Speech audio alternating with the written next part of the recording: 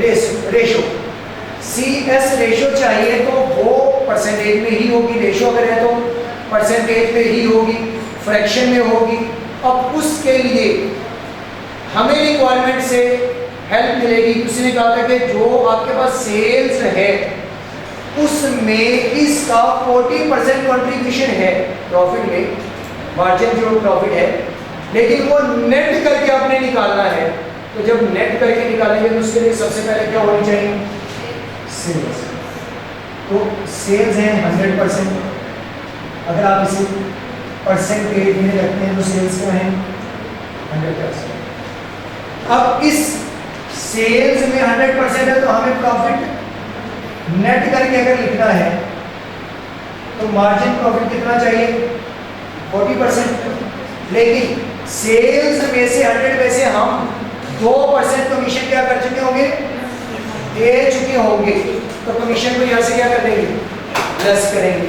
तो कमीशन 2 का चला गया,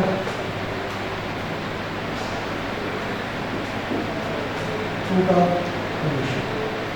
रिमेनिंग कमाए कितने? 98।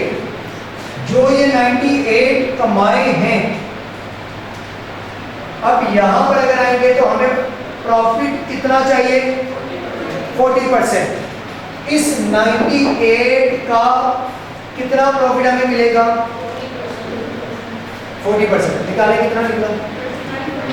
39.2। 39.2% ये प्रॉफिट आ गया। इसका मतलब है कि ये सेल्स है तो बाकी क्या होगी? कंट्रीब्यूशन होगी, तो प्रॉफिट होगा, या कॉस्ट होगी? कौन से वाली? वेरिएबल वाली। तो यहाँ कितने परसेंट वेरिएबल कॉस्ट है? 68, 58.8 आपके पास क्या निकला है जी? Variable cost. अगर यहां से इसकी परसेंटेज देखें तो कितनी बनी? जो आप सेल्स कर रहे हैं वो नेट सेल्स करने के बाद उसमें से वेरिएबल कॉस्ट माइनस कर दी, तो ये क्या निकला है? Sales minus variable cost is equal to contribution, CS ratio is equal to CS ratio. Again net किया, नेट करने का कोई मसला नहीं, क्योंकि उसने क्वेश्चन के अंदर कहा था कि आपने नेट करके सेल्स को लिखना है, हमने कहा लिख लिया। तो नेट करने के बाद जो लिखा तो अभी तो सेल्स ही है ना। अब जो ये सेल्स हैं इनमें से वेरिएबल कॉस्ट माइनस, तो sales minus variable cost, sale minus variable cost, तो कंट्रीब्यूशन। तो ये क्या निकल आया? C contribution. अब ये कंट्रीब्यूशन और ये जो परसेंटेज आई है तो ये किस चीज की होगी? On the base of sales. तो ये निकली है CS रेशियो। तो ये परसेंटेज में होगी क्योंकि मैंने परसेंटेज ऊपर मेंशन की है। तो ये 39.2% क्या निकला है?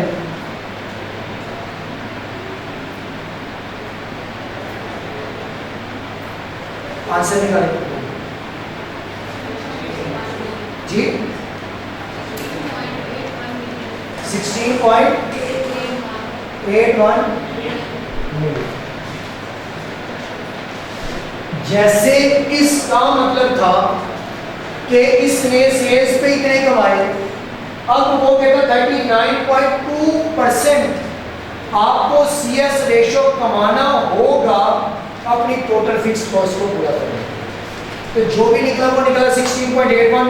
तो 16.81 का रेवेन्यू होना चाहिए जिसकी मदद से आप ब्रेक इवन रेवेन्यू तक पहुंच सकते हैं। ये इसी के ऊपर यानी कि यहाँ से अगर देखें तो वो कहते हैं कि हमें कितना रेवेन्यू अर्न करना है कि ब्रेक इवन तक जाए। हमने कहा कि ये तो आपको फिक्स कॉस्ट से पता चलेगा आपकी फिक्स कॉस्ट कितनी है। कहता कि यार मैंने फिक्स कॉस्ट निकाल ली तो फिर कोई एक कंट्रीब्यूशन सेल्स रेशियो भी तो होना कि कितने यूनिट्स बेच के कितना कंट्रीब्यूशन अर्न करूं कि मेरी ये फिक्स कॉस्ट पूरी हो जाए। तो वो हमने यहाँ से निकाला। अगर इसका आप इससे मल्टीप्लाई करें इसको इससे मल्टीप्लाई करो तो क्या बनता है? वही बना। दूसरी रिक्वायरमेंट क्या थी? यूनिट्स निकाल। तो break even sales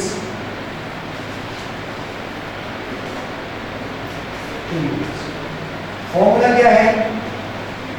total fixed cost divided by contribution per unit. ये तो हमें ऑलरेडी वर्किंग वन में लिखी हुई नजर आ रही है। इसके लिए कर लेंगे वर्किंग नंबर वैल्यूज इसकी तो पुट कर देते हैं अभी से 6.59। ये तो हमने ऑलरेडी निकाल लिया। अब आएंगे इसके यूनिट्स पे। अब इसका फॉर्मूला क्या है? Sale price minus variable cost. तो सेल प्राइस निकालना हमारा काम रह गया। तो सेल प्राइस जब हमने निकालनी है तो sale price minus variable cost करेंगे। तो सेल प्राइस कितनी, और सेल प्राइस कह रहा हूँ डायरेक्ट मटेरियल कितनी, सेल प्राइस तो निकाल ही लेंगे। कौन सा?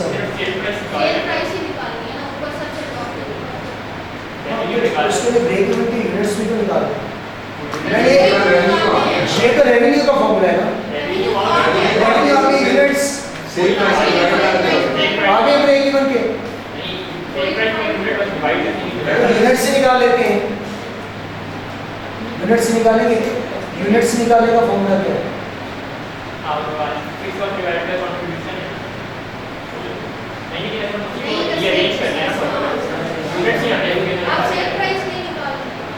हम सेल प्राइस निकाल रहे हैं, उसने हमसे मांगे कि ब्रेक इवन के यूनिट्स।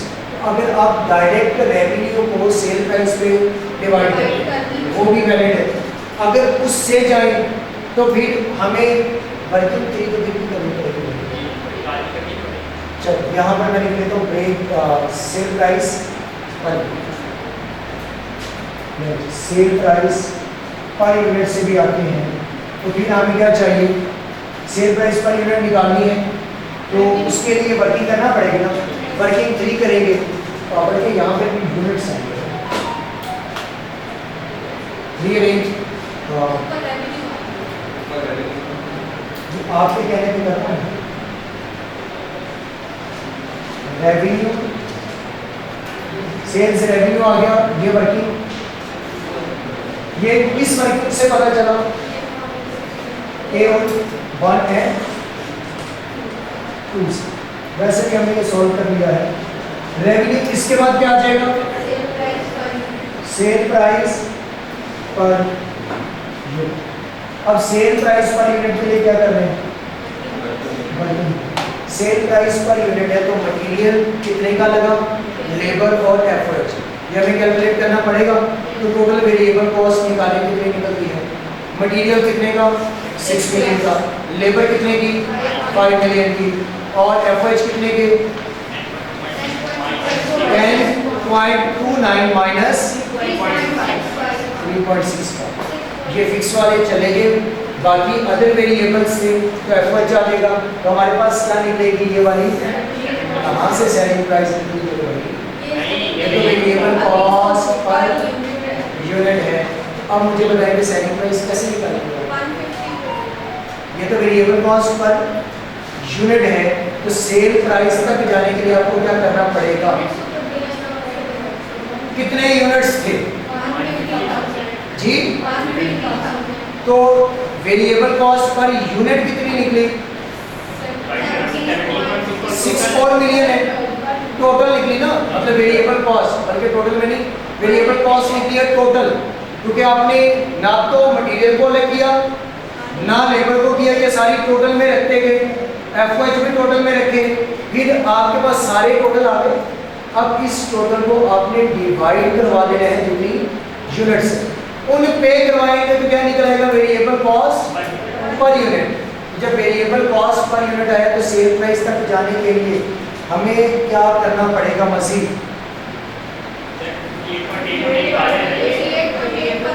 वेरिएबल कॉस्ट हमारे पास मौजूद है, हम जो भी वो निकलेगी हमारे पास वेरिएबल कॉस्ट पर यूनिट उसे डिवाइड करवा देंगे।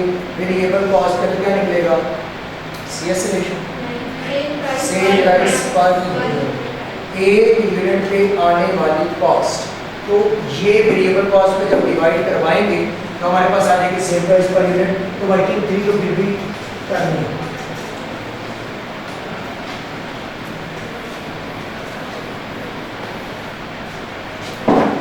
यहाँ से वर्किंग 3 क्या है? वर्किंग 3 है टोटल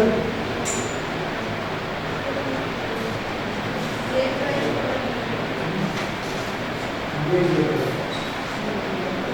अब टोटल वेरिएबल कॉस्ट में सबसे पहले मटेरियल रुपीज इन कितने का?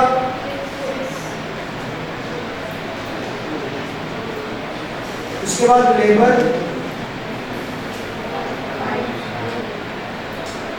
और FOH। जब FOH की बात की तो FOH कितने थे टोटल? 10.29 माइनस 3.65। ये हमने वर्किंग 1 को लिख दिया माइनस। आंसर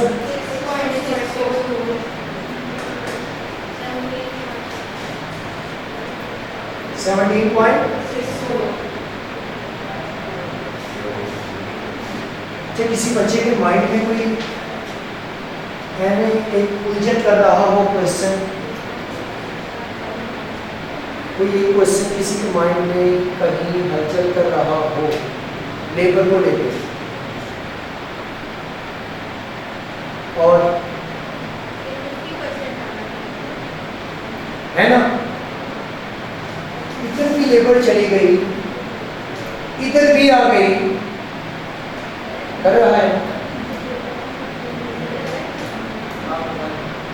ये कौन सी है? FOH indirect labour. इसके अंदर इनडायरेक्टली कॉस्ट शामिल थी, ये तो अलग से खालिस डायरेक्ट लेबर पड़ेगी। इसकी कॉस्ट में ये वाली नहीं थी। ये सहारा लिया था कि लेबर का 30% जो बनता है उसका 50% FOH से निकालना है। तो ये वाला अगर आप देखेंगे तो ये निकला है ना यहाँ से, जब ये यहाँ से निकला तो ये यहाँ शामिल हो गया था, फिर इधर से निकाल दिया। तो मतलब ये कहीं डुप्लीकेशन नहीं हुई। अगर ये माइंड में है कि ये डुप्लीकेशन हुई है तो भाई ये शामिल किसके अंदर? इसके अंदर। जब इसके अंदर ये 0.75 शामिल है तो यहाँ से ये टोटल निकला हुआ है, तो मतलब डुप्लीकेशन नहीं हुई, वो वाली लेबर अलग निकल चुकी है। और क्या क्वेश्चन था इसके अलावा? किसी का कोई और क्वेश्चन? बस एक ये हो सकता था डुप्लीकेशन वाला, ये अभी लिखते हुए मेरे माइंड में गया है कि ये क्वेश्चन हो सकता था। ये हमारे पास क्या निकली है जी? Total variable cost. जब ये टोटल वेरिएबल कॉस्ट है तो फिर ये भी तो अदर वेरिएबल्स कॉस्ट थी, ये भी तो अदर वेरिएबल्स कॉस्ट है ना। अब टोटल वेरिएबल कॉस्ट जो आई है ये कितने यूनिट्स बनाने पे आई? 150,000। तो पहले तो वेरिएबल कॉस्ट पर यूनिट निकालो। वेरिएबल कॉस्ट पर यूनिट जब निकलेगी तो 17.64 मिलियन डिवाइडेड बाय 150,000। ये 150,000 यूनिट से तो रुपीस पर यूनिट आ जाएगा। आंसर जी 117.6 रुपीस 170.6 पर यूनिट।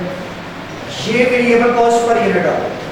अब हमने क्या निकालना है? सेल्स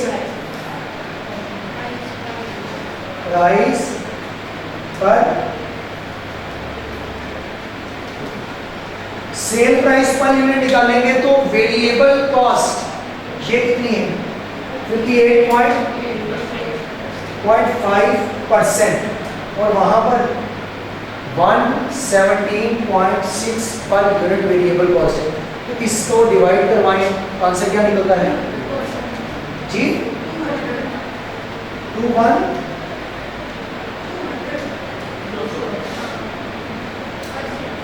ये परसेंटेज में और ये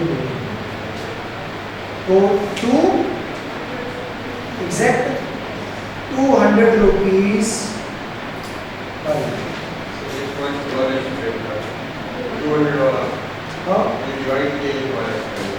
अब देखिए 80% के अंदर ये हमारे पास कॉस्ट किसकी आई है?